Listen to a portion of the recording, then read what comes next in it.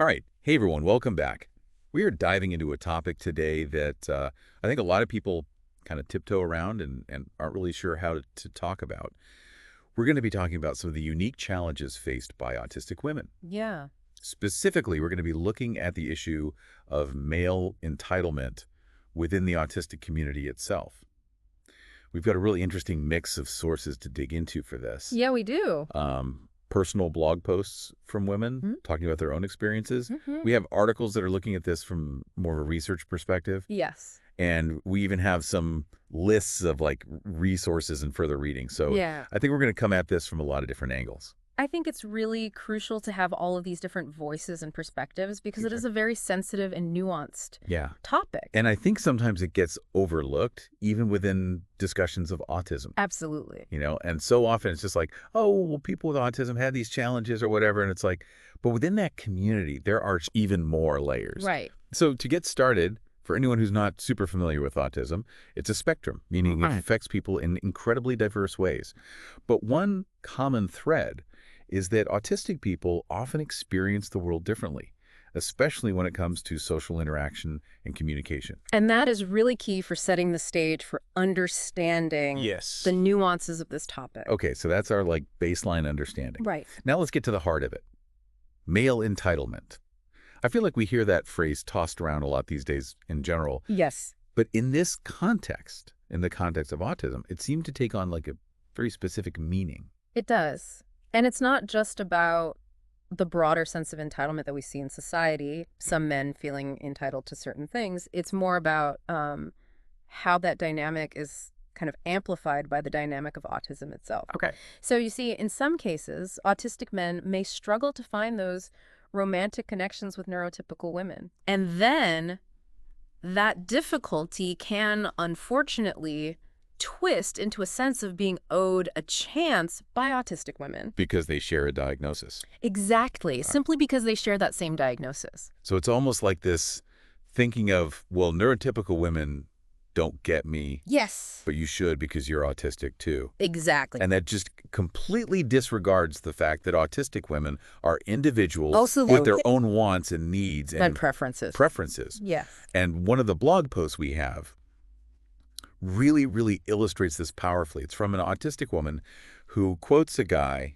as saying, and I'm going to quote this directly here. Okay. He says, well, neurotypical women won't date me, but I think autistic women should understand me better.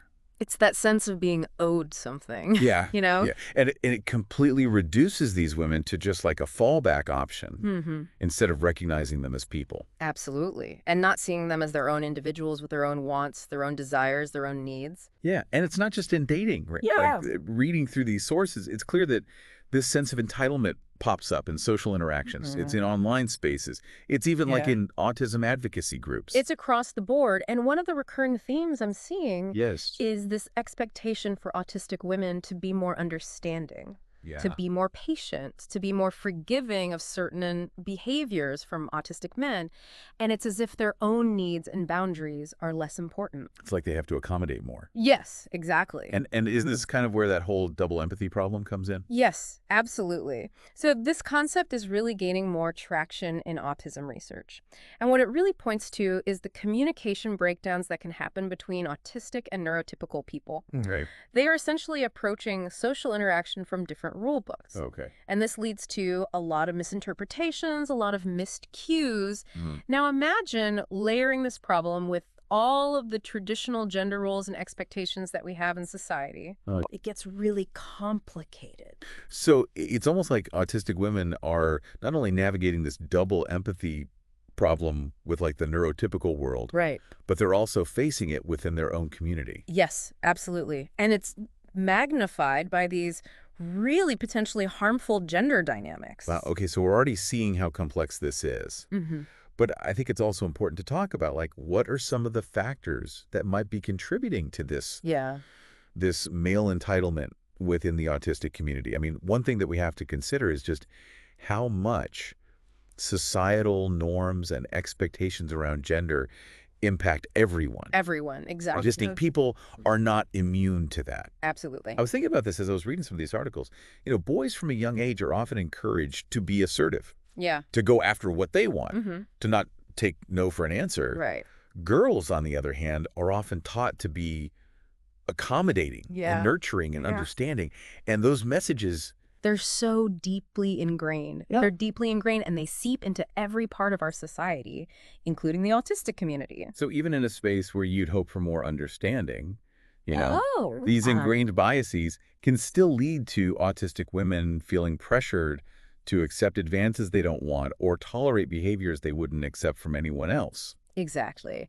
And it's important to recognize that within autism, we see differences in social communication styles. Right. So what one person might intend as friendly, Yeah. another person might perceive as overly forward, or maybe even a little bit aggressive. Oh, okay. And when you combine that with the pressure to mask autistic traits, especially for women who often feel this immense pressure to fit in, you've got a recipe for a lot of misunderstandings. Right. And potentially hurt feelings. Oh, absolutely. And miscommunications. And It's a complex web. yeah, it's like trying to solve a puzzle Right. where all the pieces are slightly different shapes. Yeah. It's no wonder there's so much frustration. There was one point, though, that I found really fascinating in the research, and this is the idea that, like, male-dominated special interests might also play a role here. That's really interesting. And what's fascinating about it is how this all links back to social circles. Okay. So if a large portion of autistic men are bonding over, let's say, vintage video games or model trains, those spaces can inadvertently reinforce traditional masculine norms. It's not intentional. It's not intentional, no. It creates that environment Yes. where those behaviors are just considered normal. Exactly. So it's not that these men are, like, intentionally malicious or anything like that, Yeah. but they might be lacking diverse social experiences Right. that would help them unlearn Yeah. these harmful patterns. And that's why having these conversations is so important, to shed light on these dynamics, to provide a framework for understanding where these behaviors come from and ultimately how they impact other people. Right. And it's not about blame, it's about collective growth. It's about creating a community that's inclusive for everybody. It's like we're all on this learning journey together, Absolutely. figuring out how to navigate these complex social situations Yeah. in a way that's respectful and equitable for everyone. I do feel like we're only just scratching the surface here. I agree. There's so much more to unpack about the impact all of this has on autistic women's lives Absolutely. beyond just the initial encounter or interaction. You know, and those personal stories from the blog posts really bring this issue home. We need to understand the emotional toll, the feeling of being objectified. That's where we're headed next. All right, well, let's take a quick break, and then we'll dive into those personal stories. One thing that really struck me when reading these blog posts was how this entitlement can really warp the idea of what a relationship should be. Yeah, like, what are the expectations going in? Exactly, like this underlying idea of feeling owed not just attention, but a specific kind of partner Okay. who will cater to their needs without the same level of like reciprocation.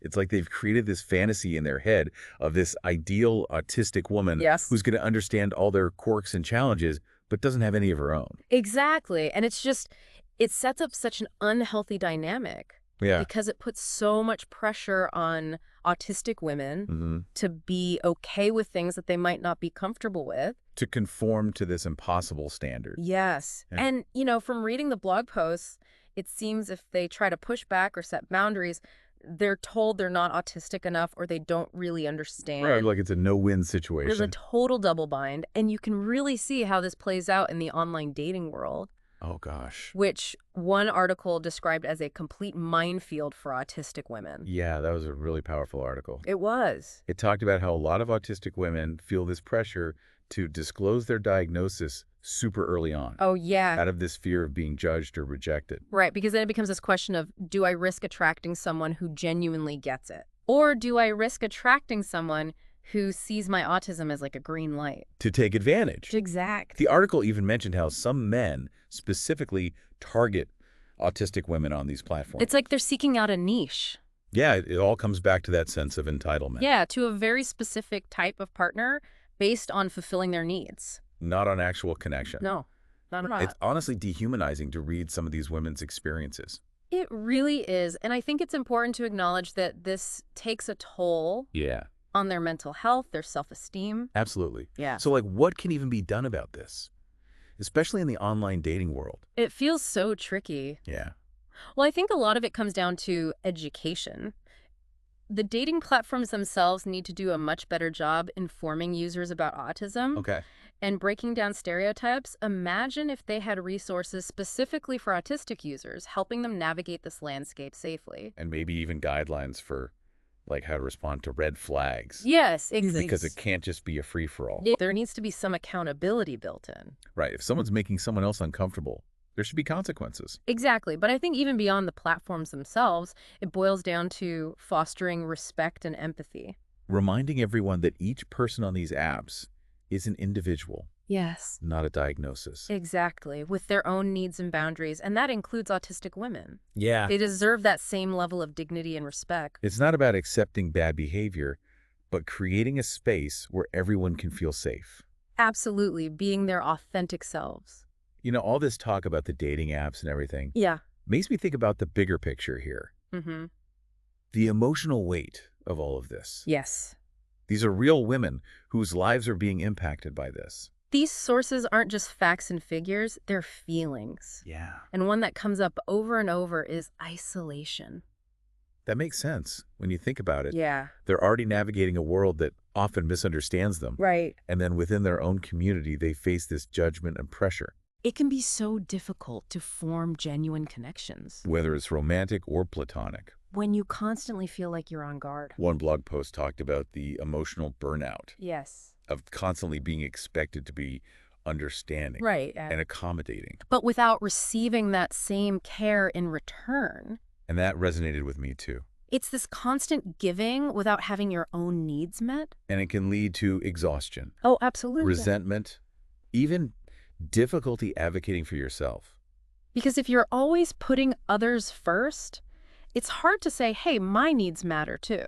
It really is. And I think that's why it's so important to shift the focus to empowerment. Absolutely. You know, autistic women need spaces where they feel safe, setting boundaries, Yes. prioritizing their own well-being. Without fearing judgment or backlash from others. And we also have to remember that this isn't a one-size-fits-all issue. Right. The experience of an autistic woman of color is going to be so different. It's going to be layered with complexities of race and discrimination.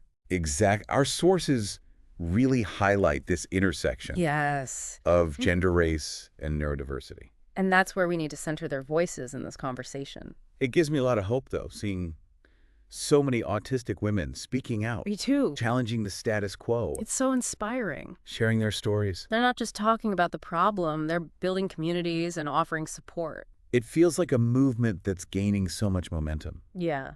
So for our listeners out there, what can they do to be better allies to autistic women? You know, sometimes the simplest actions are the most powerful. Start by listening.